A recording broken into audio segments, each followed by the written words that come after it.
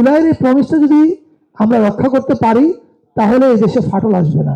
আমরা শিল্পীরা এবং মিডিয়া কোনটা দেখায় আর কোনটা দেখায় না এর মধ্য দিয়ে কিন্তু আমরা ন্যারেটিভটা সেট করি। আমরা যে অংশগুলো দেখাই না, যে 72 থেকে 75 দেখাইনি, রাইট? কেন দেখাইনি? কারণ ওটা দেখাইলেই বোঝা যাবে যে ফ্যাসিবাদের পয়লা সূচনাটা আসলে 72 থেকে 75 হয়েছে। আমরা ওটা দেখাইনি, রাইট?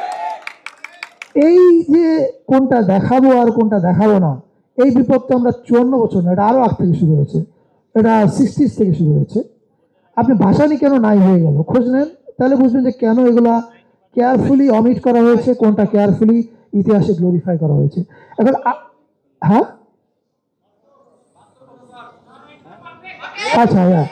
এখন আমরা যখন দায়িত্বে ছিলাম আমরা কি করার চেষ্টা করেছি, যেটার মাধ্যমে আমি আমার কালচারাল অ্যারেনার অনেকের চক্ষু শুল হয়েছে বলে আমার মনে হচ্ছে।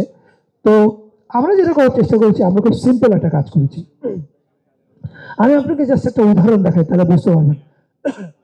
আমি জানি না বাংলাদেশে আপনার এটা অ্যাপারেন্টলি মনে হয় খুব সাধারণ কাজ, কিন্তু নো, এটা ভয়াবহ কঠিন কাজ। সেটা কি? আপনি দেখবেন গত বছরের জুলাই কমেমোরেশন বা জুলাই পুনর্জাগরণ অনুষ্ঠান মালা সারা দেশ জুড়ে আমরা করেছি। হ্যাঁ, লক্ষ লক্ষ মানুষ হয়েছে প্রত্যেকটা অনুষ্ঠানে। এবং আপনি শুধু ঢাকায় না, এমনকি মফস্বল শহরগুলোতে যতগুলো অনুষ্ঠান করেছি, একই মঞ্চে ইসলামী গান যারা করে তারা গান গেয়েছেন, র্যাপ যারা করে তারা র্যাপ গান করেছে, যে রক করে সে রক গান করেছে, যে বামপন্থী রাজনীতি করে সে তার গান করেছে। এই যে একটা স্পেসে সবাইকে জায়গা দেওয়া, that is the promise of July. এবং এই জুলাইয়ের এই প্রমিসটা যদি আমরা রক্ষা করতে পারি তাহলে এই দেশে ফাটল আসবে না। আমাদের সকল কিছুর মূল ছিল হচ্ছে ফাটল করা। তুমি ইসলামী, তুমি এখানে আসবে না, তুমি রক, তুমি এখানে আসবে না, তুমি যথেষ্ট রাবীন্দ্রিক না, তুমি দূরে থাকো।